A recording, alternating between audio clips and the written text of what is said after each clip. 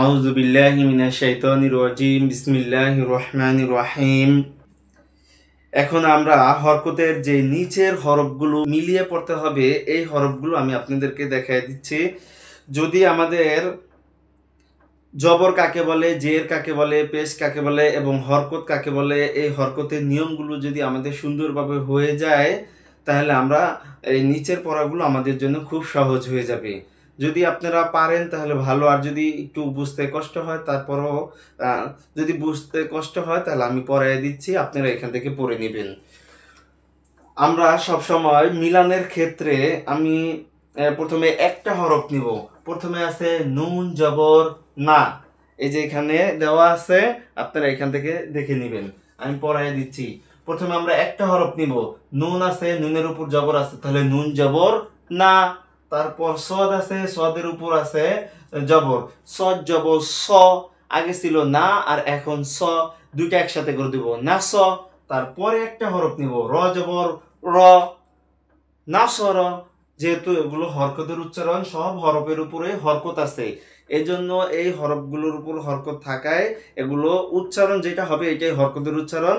তাড়াতাড়ি করে পড়তে হবে, আমি আগেও বলেছিলাম এখনো বলছি, হরকতের উচ্চারণ তাড়াতাড়ি করে পড়তে হয়। তাহলে আমরা তিনটা একত্রে যখন করে দিব তখন একটা শব্দ হবে বা একটা লাইন হবে, নাসর নাসর। তারপরে হরফটা আছে, এটা আমাদের শেষ। তারপরে আছে দদের উপর আছে পেশ, তাহলে দত পেশ দু, দত পেশ দু। রজের রি, আগে ছিল দু আর এখন রি, তাহলে আমরা দুইটা একটা করে দিব, দুইটা একসাথে করে একটা করে দিব, দুরি দুরি। তারপরে একটা হরফ নিব সামনে থেকে, বা জবর বা, দুরি বা, তাহলে তিনটা আমরা একটা করে দিব, দুরিবা দুরিবা। হরকতের উচ্চারণ তাড়াতাড়ি করে পড়ে নিব, দুরিবা। তারপরে আছে সিন জবর সা, চিকন সা, মিম জের মি, দুইটা একসাথে করে দিব, সামি সামি। তারপরে আছে আইন জবর আ, তাহলে একসাথে করে দিব, তিনটা উচ্চারণ একসাথে করে দিব, সামিআ সামিআ সামিআ। আচ্ছা, তারপরের একটা আমরা হরফ নিব, কি আছে, ফা জবর ফা। প্রথমে একটা হরফ নিব, ফা জবর ফা। তারপরে একটা হরফ নিব, তা জবর তা, দুইটা আমরা একসাথে করে দিব, ফাতা। তারপরে পরেরটা নিব, হা জবর হা, তাহলে আমরা তিনটা একসাথে করে দিব, ফাতাহা ফাতাহা ফাতাহা। আচ্ছা, তারপরে আছে কপেশ কু, কপেশ উ। তারপর তাজের তি, দুইটা একসাথে করে দিব, অতি অতি। তারপরের একটা হরফ এটাও নিব, লাম জবর লা, একসাথে যদি করে দেই তাহলে হবে অতিলা অতিলা।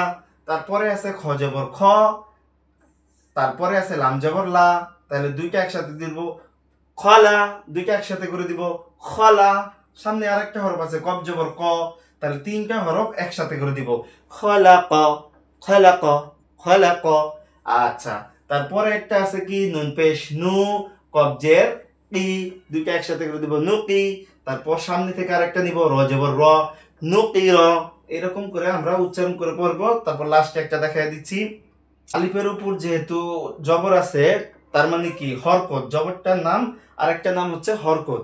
আলিফের উপর হরকত আছে বিদায় আলিফটা আলিফ বলা যাবে না, বলতে হবে হামজা জবর আ, হামজা জবর আ। তারপর মিম জবর মা, তাহলে আমরা দুইটা একসাথে করে দিব, আমা।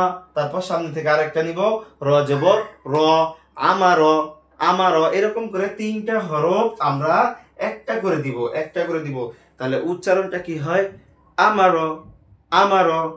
এরকম করে যদি আমরা উচ্চারণ করে পড়তে পারি তাহলে আমাদের পড়াগুলো খুব সহজ হয়ে যাবে।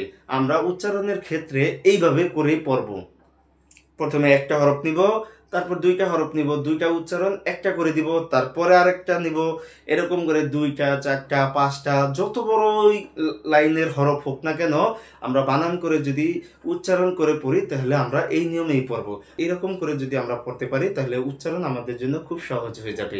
এবং ভিডিও শেষে সবসময় আমি বলে থাকি, যদি আমাদের এই আরবি ক্লাস আপনাদের ভালো লাগে তাহলে আমাদের ইউটিউব চ্যানেলটি সাবস্ক্রাইব করে দিবেন লাইক, কমেন্ট এবং শেয়ার বেশি বেশি করে দিবেন, যাতে আপনি যেরকম আরবি শিখছেন এরকম অন্যরাও যাতে আরবি সহিষ্ণুভাবে শিখতে পারে।